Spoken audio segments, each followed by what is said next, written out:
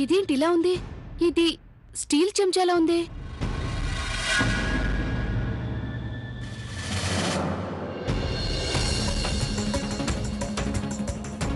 అక్క, అన్నీ పూర్తయ్యాయి కదా? అన్నీ పూర్తయ్యాయి. ఏం వెతుకుతున్నావు లవ్లీ? ఏం లేదు, ఏం వెతకడం లేదు. అక్క, నేను తయారై వస్తాను.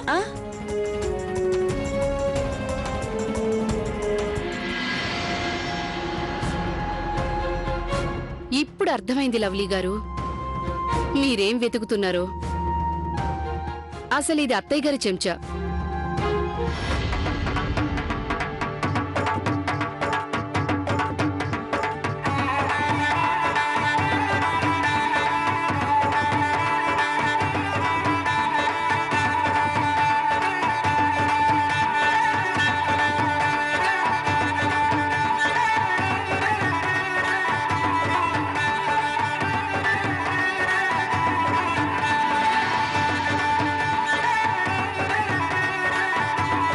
ఆహా, అద్భుతంగా ఉందండి.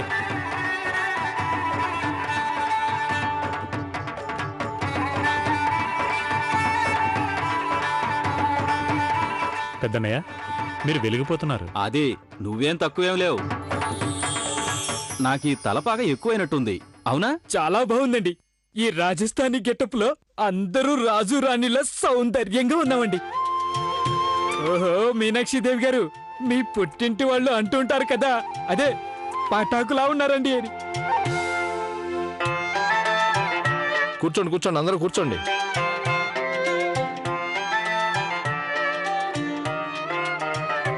సరే, ఇక భోజనాలు కానిద్దాం.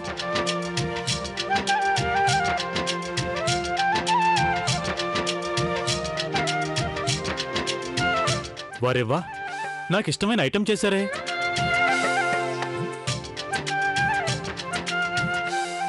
కౌసల్యదేవి, ఈరోజు నేను మొదటి ముద్ద నీకు నా చేతులతోనే తినిపిస్తాను. ఆహా, చాలా బాగుంది. ఏమండి, మీరు కూడా పిల్లలున్నది కూడా పట్టించుకోరు.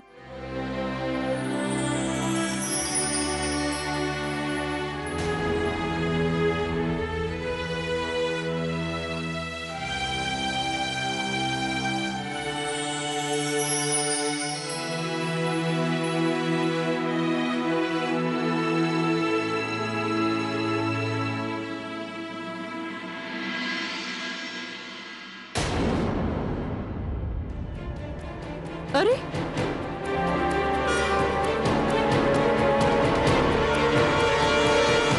అమ్మాయి గౌరీ, ఇలా ఇలా ఎందుకు పడేశావు? క్షమించండి అత్తయ్య గారు, పొరపాటుగా పడిపోయింది.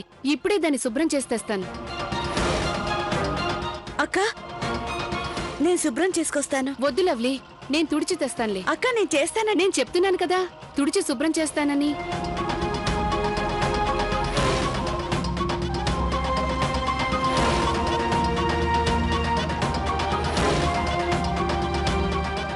అత్తయ్య గారు, ఇదేంటి?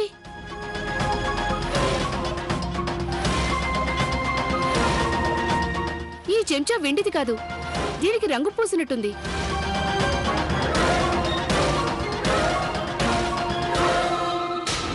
స్టీల్ దేల్లా అనిపిస్తోందేంటి?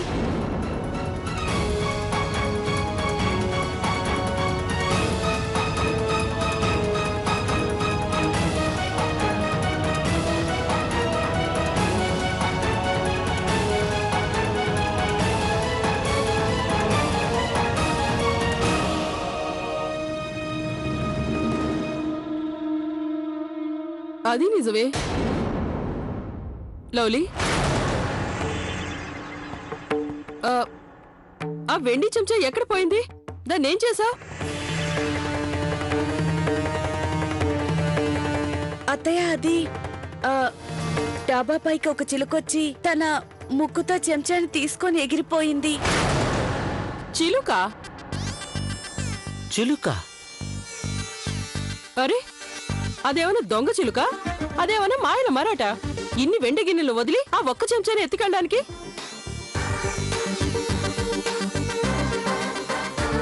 చూడు లవ్లీ, ఈ రోజు నువ్వు చెప్పిన ఈ అబద్ధం వల్ల ఎలాంటి ఆనందం కలగలేదు.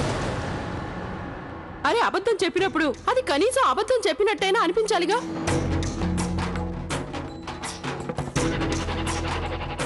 చిలుక ఏదైనా పండు లాంటిది తీసుకెళ్తుంది, లేదంటే తినే వస్తువు తీసుకెళ్తుంది. చూడలౌలి, అసలు ఏం జరిగిందో ఉన్నట్టు చెప్పు. అత్తయ్య గారు, నేను నిజమే చెప్తున్నాను, కానీ మీరు నమ్మడం లేదు.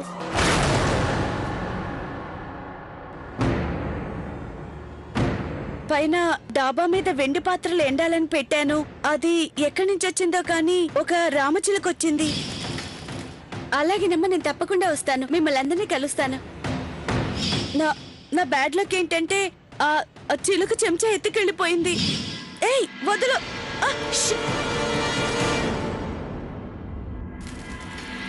ఆ సమయంలో మా అమ్మతో నేను ఫోన్లో మాట్లాడుతూ ఉండడం వల్ల దాన్ని పట్టుకోలేకపోయాను. చూడలౌలి,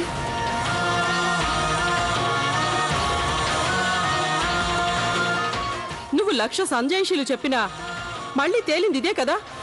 నీకు బాధ్యతలు ఏ మాత్రం లేవని, కాస్త అయినా జాగ్రత్త లేదు. నీకు నేను అదే పనిగా చెప్పాను, ఈ వెండి గిన్నెలన్నింటినీ జాగ్రత్తగా చూసుకోమని. ఈ సెట్ నాకు ఎంతో అమూల్యమైనది. ఇలాంటి భావనలు నీకెలా అర్థమవుతాయిలే. మా వారు పెళ్లి కానుగ్గా ఇచ్చిన ఒక సెట్లో నుంచి వస్తువు లేకపోవడం అంటే ఆయన ప్రేమ నేను తక్కువ చేసి చూసినట్లే కదా.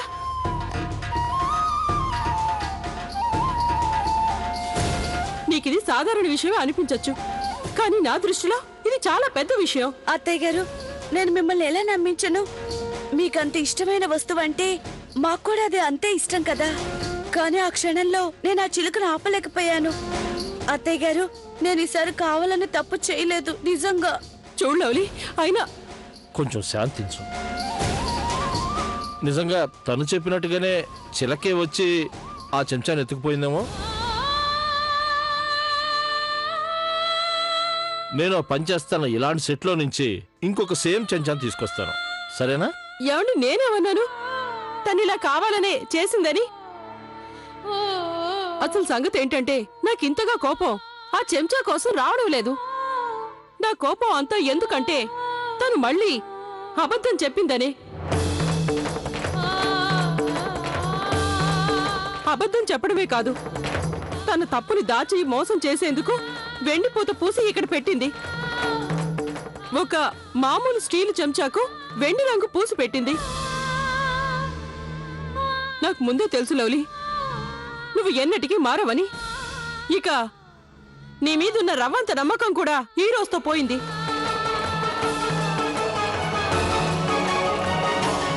ఎందుకంటే నువ్వు ఈరోజు మాకు ఇష్టమైన వస్తువుల్లో ఒక ముఖ్యమైన దాన్ని పోగొట్టావు. దాన్ని చూసినా తాకినా కూడా నాకు పెళ్లినాటి జ్ఞాపకాలు గుర్తొస్తాయి.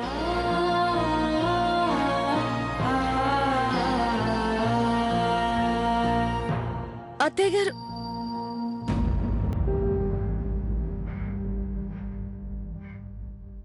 ఆగండి, అందరూ కూర్చొని భోజనం చేయండి. కానీ మావయ్య గారు, అత్తయ్య గారు ఏమీ తినలేదు. మీ అత్తగారి కోసం నేను తీసుకెళ్తాను.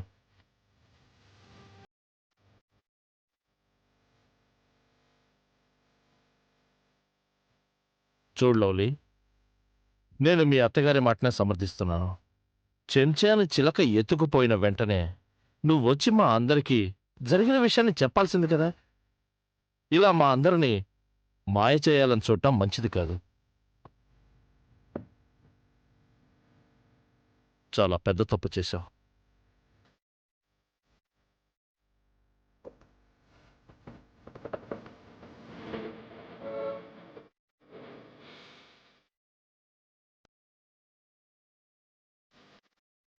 మీరు నా మాట నమ్మండి, నేను అబద్ధం చెప్పడం లేదు.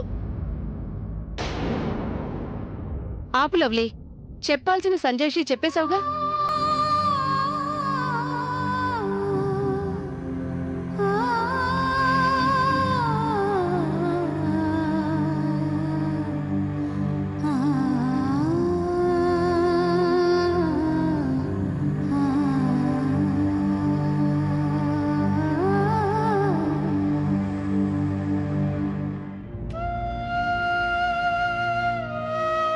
కార్తీక్,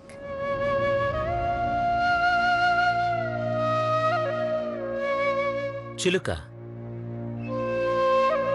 నువ్వేమనుకున్నావు? నువ్వు చెప్పిన చిలుక పలుకుల్ని అందరూ నమ్మారనుకుంటున్నావా?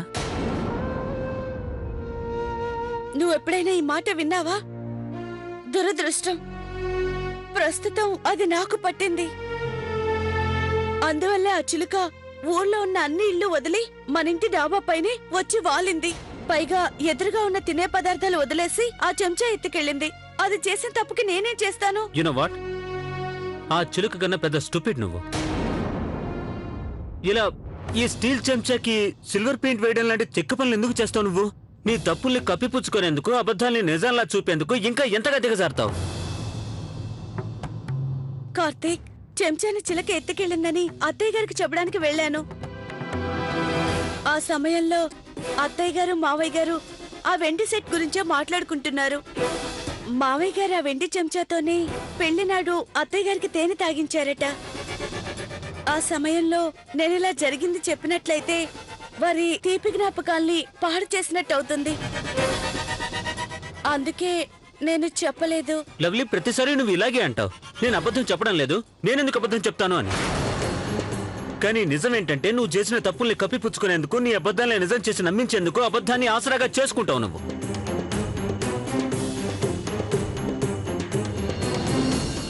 నువ్వే కదా నాతో చెప్పావు నాతో మాట్లాడను అని, మళ్ళీ ఎందుకు మాట్లాడుతున్నావు? అవును, నాకే పిచ్చెక్కి మాట్లాడుతున్నాను. ఇవి తీసుకో. ఇవెందుకు ఇస్తున్నావు? మార్కెట్కి వెళ్ళి మా అమ్మకి అలాంటి చెంచాని కొని తీసుకొచ్చి ఇవ్వు. ఒక మాట చెప్పనా లవ్లీ, నువ్వు నీ అబద్ధాలు నన్నెప్పుడు తలదించుకునేలానే చేస్తున్నాయి. నిజానికి నువ్వు ఎన్ని విధాలుగా చెప్పినా అబద్ధాలు చెప్పనని, నిజాయితీగా బాధ్యతగా ఉంటానని లేదు లవ్లీ.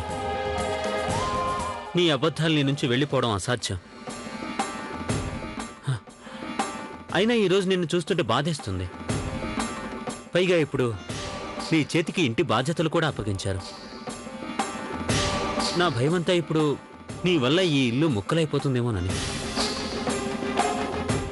లవ్లీ, నువ్వు పదే పదే చెప్పే అబద్ధాల వల్ల నా మనసు నీ నుంచి దూరం అయిపోతుంది.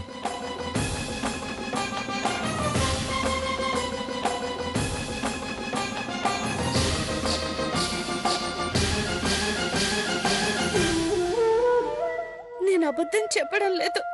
ఈ విషయం మీకు ఎలా చెప్పను? ఈసారి నేను అబద్ధం చెప్పలేదు. అయినా నా మాట నమ్మడం లేదు. లవ్లీ, నీ వల్ల ఏ పని కాదు.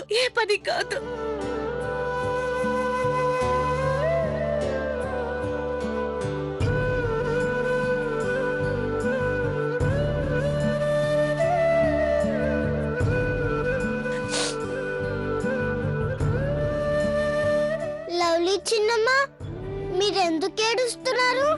ఏమైంది? అన్ను, నేను నిజం చెప్తున్నా కూడా మన ఇంట్లో ఎవరు నమ్మడం లేదు. నా మాటలన్నీ అబద్ధాలంటున్నారు. చిన్నమ్మ, మీరు ఆ స్టోరీ ఎప్పుడైనా విన్నారా? ఒక ఊరిలో పిల్లోడు అందరినీ ఏడ్పించడానికి చెప్పేవాడు, పుల్లొచ్చింది అని. ఒక రోజు నిజంగానే పుల్లొచ్చింది. వాడు ఎంత అరిచినా అబద్ధమే అని సాయానికి ఎవరు రాలేదు. అందుకే మనం ఎక్కువ అబద్ధాలు చెప్పకూడదు. వాడికి జరిగినట్టే మీకు జరుగుతుంది. చిన్నమ్మ, మీరు కావాలని ఈ తప్పు చేయలేదు. అందుకని మీరు ఇంకా ఏడవడం ఆపేయండి. ఇంకెప్పుడు అబద్ధాలు చెప్పకండి. అప్పుడు అన్నీ సర్దుకుంటాయి. అన్ను, నువ్వు చెప్పిన ఈ కథ వల్ల నిజం యొక్క గొప్పతనం తెలిసింది. Thank you so much. Thanks చెప్పినంత మాత్రం సరిపోదు. నాకు 2 చాక్లెట్స్ ఇవ్వాలి ఇప్పుడు. అల్లరి పిల్లడా, అవన్నీ అప్పుడు గులాబీ వేషం దాచేందుకు, ఇప్పుడు కాదు. అయితే మాత్రమేంటి? ఈ విషయం మీకు ఉపయోగపడుతుంది కదా. అలాగేలే, రేపు నేను నీకు 2 కాదు 4 చాక్లెట్స్ ఇస్తాను, సరేనా?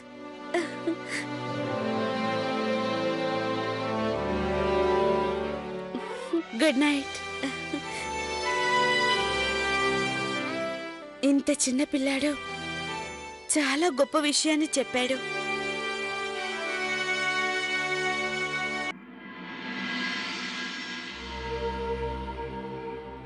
See how cute they are.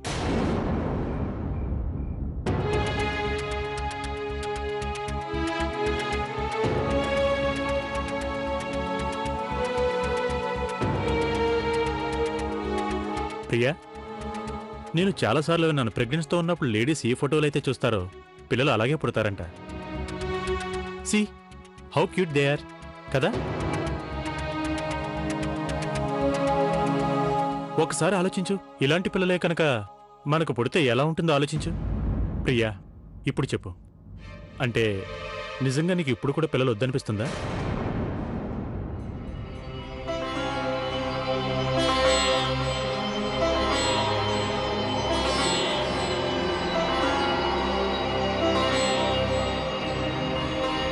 Priya, ఇప్పుడు ఎక్కడికి వెళ్తున్నావు? నేను మేడ మీద పడుకోవడానికి వెళ్తున్నాను. Are you crazy or what? You are making me crazy. ఇవన్నీ తీసేయ్. వాట్ ఇస్ దిస్ ఆది? నేను క్లియర్ గా చెప్పాను, ఐ డోంట్ వాంట్ బేబీ. నేను నీకు వార్నింగ్ ఇవ్వట్లేదు, నిజంగానే వెళ్ళి మేడ మీద పడుకుంటాను. ఇంట్లో ఎవరేమనుకున్నా పర్లేదు. ఓకే.